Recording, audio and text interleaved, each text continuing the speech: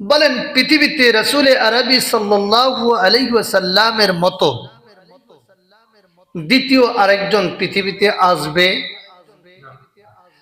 ওনার সাথে অন্য কারো তুলনা হয়? আচ্ছা বলেন, রাসূল যখন মানুষগুলিকে আল্লাহর দিকে ডেকেছেন, সব মানুষ বোধহয় দলে দলে কথা শুনছে। এখন বলেন দোষটা কার? যিনি আহ্বান করছে তার দোষ, না যারা শোনে নাই তার দোষ?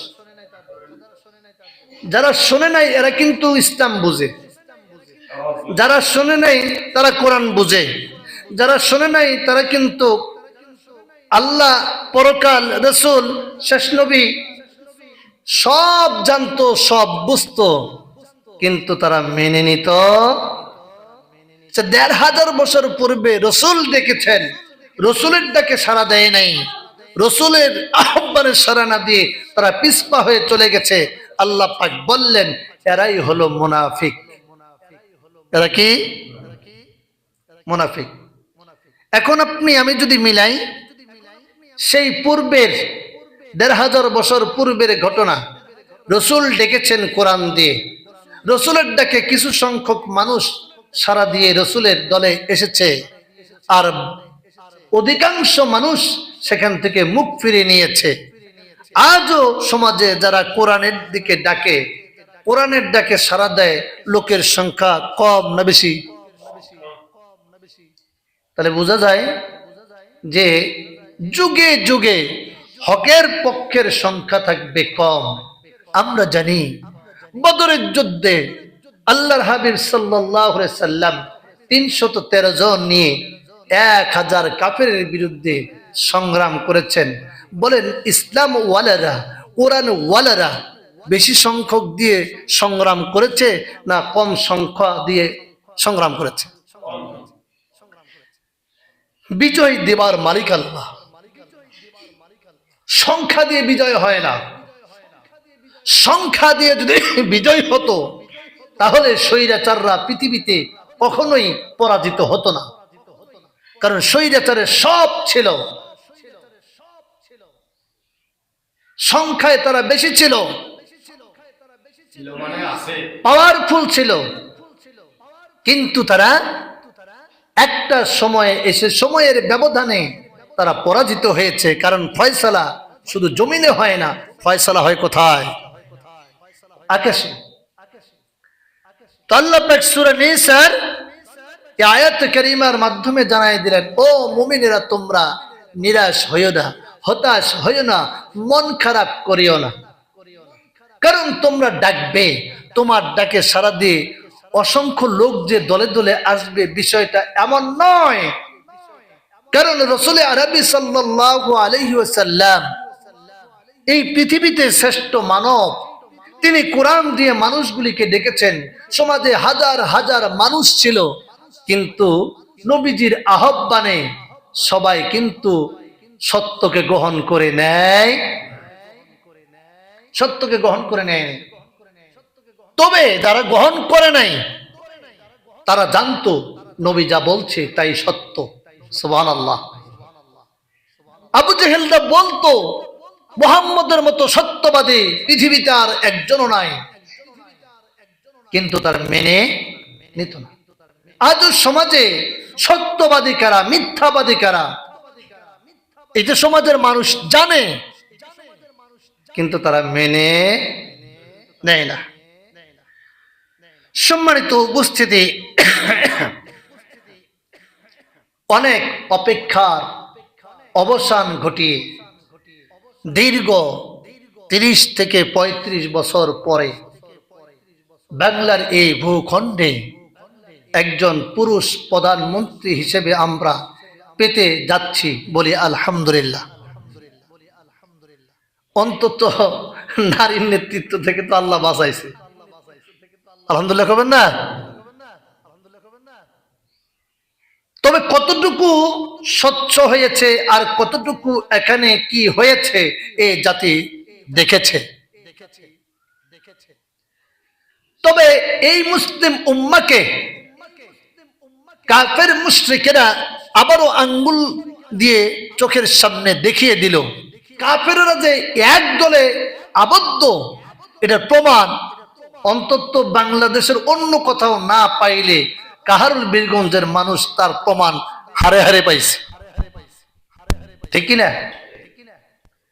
কাফের মুশরিকরা মুসলমানদেরকে শিক্ষা দিল ঐক্যবদ্ধভাবে কিভাবে থাকতে হয়, আমাদের কাছ থেকে শিক্ষা গ্রহণ করো। ওরা জীবন যাবে, ওরা একবার যা বলবে গোটা জাতি, ওদের গোটা সম্প্রদায় ওই কাজটাই করে। শিক্ষা দিয়েছে। আল্লাহর হাবিব সাল্লাল্লাহু আলাইহি সাল্লাম বলছেন, কাফের মুশরিকরা ইসলামের ব্যাপারে, মুসলমানদের ব্যাপারে সব চাইতে ঐক্যবদ্ধ থাকে গোটা পৃথিবীতে।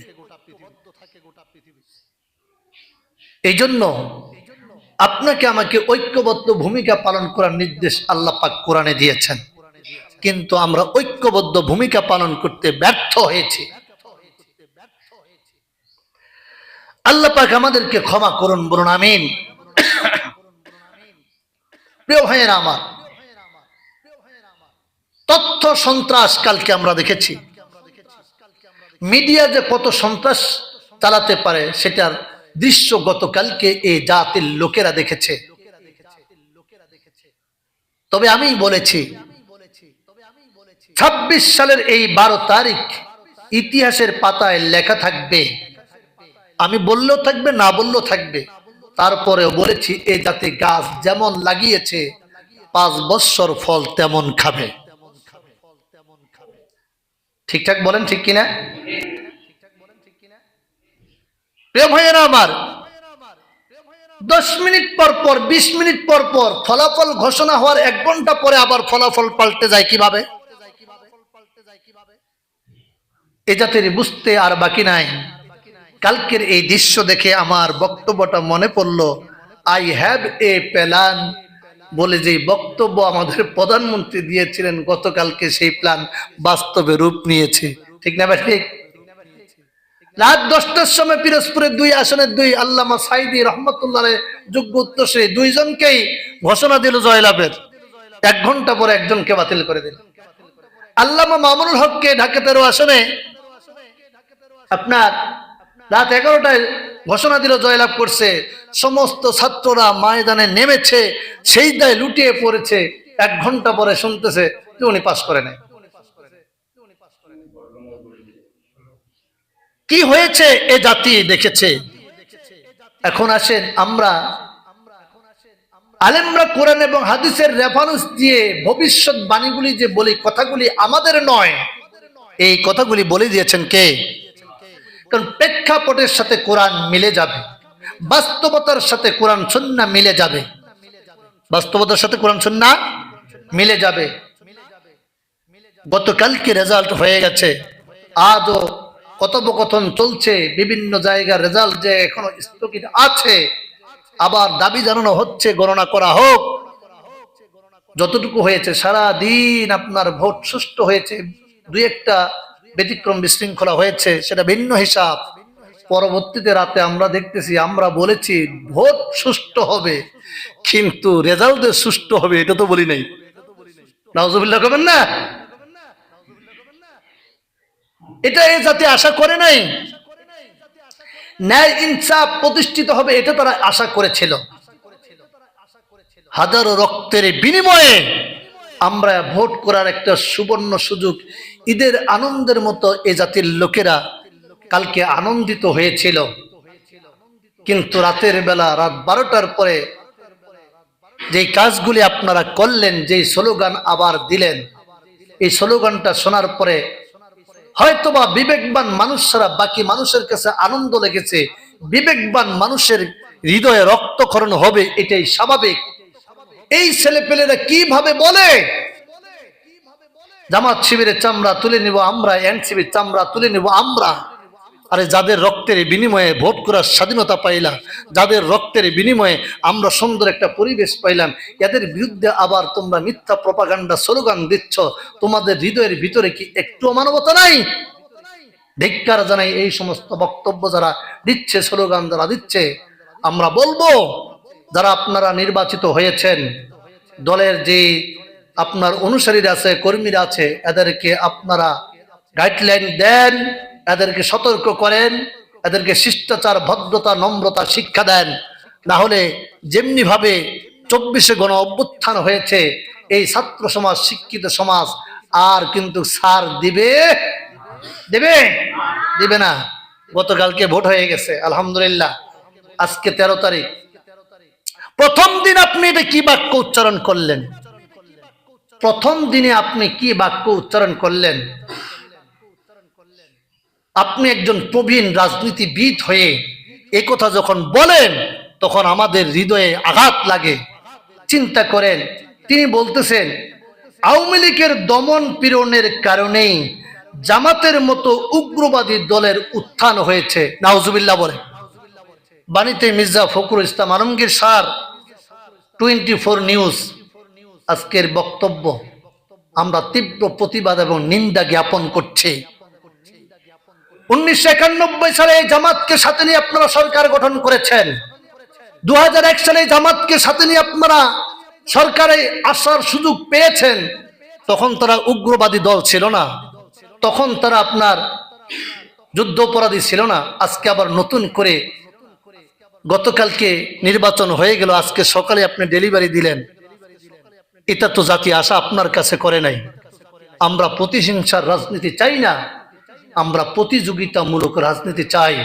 শিষ্টাচারমূলক বক্তব্য হবে, সমালোচনা হবে, পর্যালোচনা হবে, সেটা গঠনমূলক হবে। আক্রমণাত্মক কোনো কথা বলে এই জাতির মধ্যে আর বিভ্রান্ত আপনারা সৃষ্টি করবেন, এটা আমরা চাই না। গেল 2 নাম্বার। 3 নাম্বার আসেন, এদেশের জনগণ স্বাধীন নাগরিক, যে কেউ প্রার্থী হতে পারে। আচ্ছা, আমি যদি একটা প্রার্থিতা নিয়ে আমি যদি নির্বাচন করি, এটা কি আমার গণতান্ত্রিক অধিকার নয়? গণতান্ত্রিক অধিকার। একজন প্রার্থী যে কোনো দলের পক্ষ থেকে সে নমিনেশন নিয়ে নির্বাচন করতেই পারে। কিন্তু আক্ষেপের সাথে বলতে হচ্ছে, গতকালকে ভোট হয়ে গেল, আজকে এটা কি শুনলাম আমরা? এই জাতি তো এটা শোনার জন্য প্রস্তুতি ছিল না, প্রস্তুত নিয়ে ছিল না যে এরকম কিছু শুনবে। মুফতি শামসুদ্দোহা হাত পাখার প্রার্থীর নির্বাচনের একজন এমপি প্রার্থী ছিলেন। কেন তিনি হাত পাকা প্রতীকের এমপি প্রার্থী ছিলেন?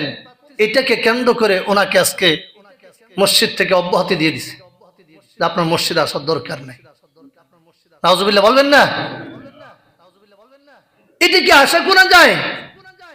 আমরা তো চাই না এরকম আবার জুলুম শুরু হয়ে যাক। তবে আজকের এই 2টা বক্তব্য দেখার পরে, তারেক জিয়া যখন দেশে ফিরবেন তার 2 দিন পূর্বে আপনারা সকলে দেখেছেন, ভাইরাল হয়েছিল যে 3টা শর্তের বিনিময়ে তারেক জিয়া বাংলাদেশে আসবেন। ভারতের কাছে 3টা শর্তের কথা উল্লেখ করেছেন। আজকে মনে হচ্ছে এই 2টা বক্তব্য আর এই 2টা কার্যক্রম দেখে আমাদের মনে হচ্ছে আপনি কি সেটাই বাস্তবায়ন করতে চাচ্ছেন এই জাতির উপরে? আল্লাহ আমাদেরকে সঠিক সমঝ দান করুন, বলুন আমিন। আমরা এরকম চাই না। আমরা চাই এই দেশটা সুন্দর, সমৃদ্ধশালী, ইনসাফপূর্ণ একটি সমাজ ও রাষ্ট্র গঠন হবে। আমরা শুকরিয়া জানিয়েছি, কারণ আমরা অনেক আন্দোলন করেছিলাম যে একজন পুরুষ প্রধানমন্ত্রী হোক, যেই দলেরই হোক, পুরুষ হোক। আল্লাহ তো একজন পুরুষ ব্যক্তিকে কবুল করেছেন নাকি? কিন্তু আপনি ক্ষমতার মসনদে আসার পরে আপনি সাজাবেন, যারা দলের মধ্যে উগ্রতা ছড়াবে, বিশৃঙ্খলা ছড়াবে, এদেরকে আইডেন্টিফাই করবেন, এদেরকে শুধরানোর জন্য আপনি নির্দেশ দিবেন। তবে হ্যাঁ, ধন্যবাদ দিয়েছি আপনার একটা বক্তব্য শোনার পরে। আপনি বলেছেন আমরা জয়লাভ করেছি, এই জন্য পরাজিত যারা, এদের সাথে খারাপ আচরণ, কটু কথা, আক্রমণাত্মক কথা বলতে আপনি সমস্ত অঙ্গ সংগ্রহের নেতা কর্মীদেরকে নির্দেশ দিয়েছেন। আপনাকে স্যালুট দিয়েছি। কিন্তু দায়িত্বশীলেরা যারা উচ্চ পদে দায়িত্বে আছেন, এরা যদি আপনার ডিভাইডেড করার জন্য আক্রমণাত্মক কোনো বক্তব্য দেন মিডিয়ার সামনে, এ জাতি সহজে এটা গ্রহণ করবে না। আল্লাহ পাক বললেন তোমরা আহ্বান করবে কোরআনের দিকে, যা আমি রাসূলের প্রতি নাজিল করেছি। রাসূলকে যদি আল্লাহ নির্দেশ দিতে পারেন, নবী আপনি তাদেরকে আহ্বান করুন, যা আমি নাজিল করেছি তার দিকে আহ্বান করার দায়িত্ব আপনার। সবাই কিন্তু আপনার আহ্বানে সাড়া দিবে না। আপনাদের কাছে জানতে চাই, বিবেকবান মুসলমান, মসজিদে যিনি আজান দেয় তাকে কি বলা হয়? মুয়াজ্জিনের দায়িত্ব কি? আহ্বান করা। মুয়াজ্জিনের দায়িত্ব কি? আহ্বান করা, ডাকা। উনার ডাকে সাড়া দেওয়া এলাকার দায়িত্বশীল মুসল্লিদের দায়িত্ব, ঠিক কিনা? মুয়াজ্জিন 5 বার আপনাকে আহ্বান করেছে, আপনি আসেন নাই, এটা বোধহয় মুয়াজ্জিনের দোষ। এ কথা কয় না, মুয়াজ্জিনের দোষ। বিশ্বনবী আহ্বান করেছেন, ডেকেছেন, কোরআনের দিকে মুনাফিকেরা আস্তে করে কেটে পড়েছে, তারা সেখান থেকে সরে গিয়েছে। তারা জানতো কোরআন সত্য, রসুল সত্য, তারপরও তারা সত্যকে গ্রহণ করে নাই। এই জন্য আল্লাহ রাব্বুল আলামিন বললেন, মুমিনেরা তোমরা মন খারাপ করবে না, টেনশন করবে না। আবু জেহেল জরায় বসবাস করত, তারও অনুসারী সমাজে ছিল কি ছিল না? ছিল। তার অনুসারী ছিল। মুহাম্মদ সাল্লাল্লাহু আলাইহি সাল্লাম এই কোরআন দিয়ে যখন মানুষদেরকে আহ্বান করতেছিলেন, ওই সময় কিছু সংখ্যক মানুষ মুহাম্মদ সাল্লাল্লাহু আলাইহি সাল্লামের ডাকে সাড়া দিয়ে মুহাম্মদ সাল্লাল্লাহু আলাইহি সাল্লামকে অনুসরণ করেছিল। সুবহানাল্লাহ।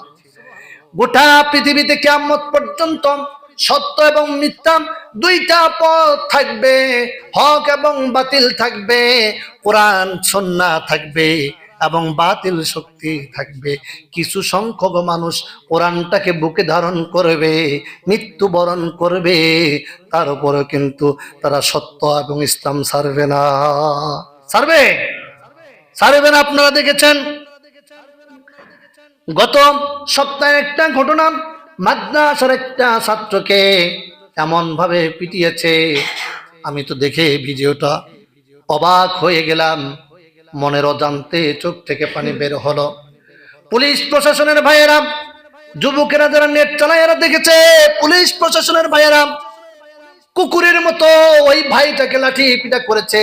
সে দাঁড়িয়ে আছে, সামনেও যায় না, পিছনেও যায় না। একটা পর্যায়ে দেখলাম পুলিশ লাঠি চালানো বন্ধ করে দিয়ে থ হয়ে দাঁড়িয়ে গেছে। পিছন থেকে একটা পুলিশ দৌড়ায় এসে ভাইটাকে বুকে নিতে চাইছে, ভাই তাকে ধাক্কা মারছে। ও বন্ধুরে, আমরা শুনেছি 1000 বছর পূর্বে একজন মুসলমানের উপরে, ইমানদারের উপরে আবু জেহেলের বাহিনীরা নির্যাতন চালাতে গিয়ে ডান হাত কেটে নিয়েছে, বলেছে কালিমা ছেড়ে দাও, সত্য দিন ছেড়ে দাও, ইসলাম ছেড়ে দাও। সে ইসলাম ত্যাগ করে নাই। বাম হাত কেটে নিয়েছে, ইসলাম ত্যাগ করে নাই। সর্বোপরি তাকে শহীদ করা হয়েছে, তার উপর ইসলাম ছাড়ে নাই। সুবহানাল্লাহ।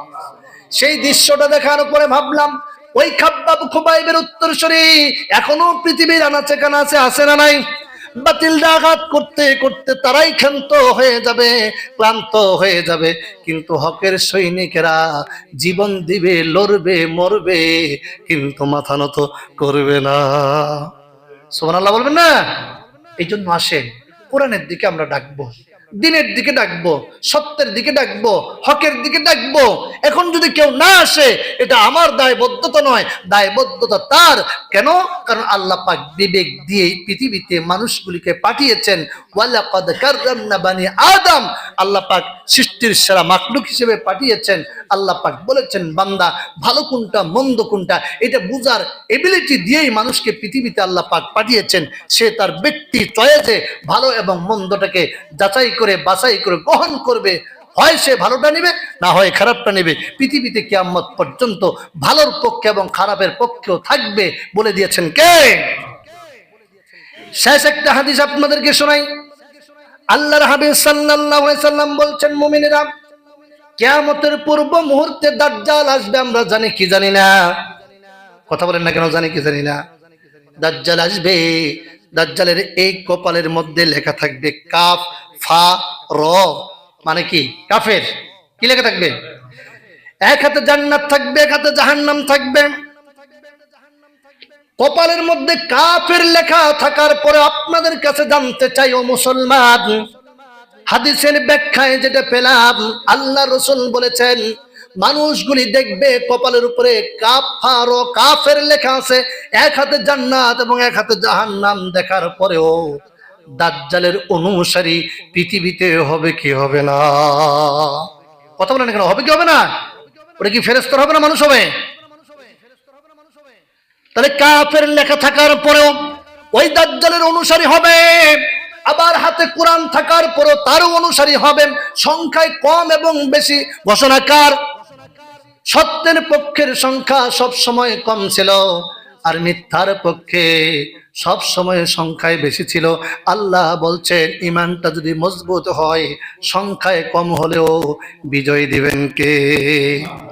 আসুন আল্লাহ সুবহানাহু ওয়া তাআলা আমাদেরকে কম সংখ্যক আর বেশি সংখ্যক জাস্টিফাই না করে দিন এবং সত্যের পক্ষ অবলম্বন করে আমাদের জীবনের বাকি সময়টাকে পরিচালনা করার জন্য আমরা ইস্তেকামত হই, নিয়ত করে নেই। আল্লাহ সুবহানাহু ওয়া তাআলা আমাদের সকলকে হকের পক্ষে থাকার তৌফিক দান করুন, আমিন।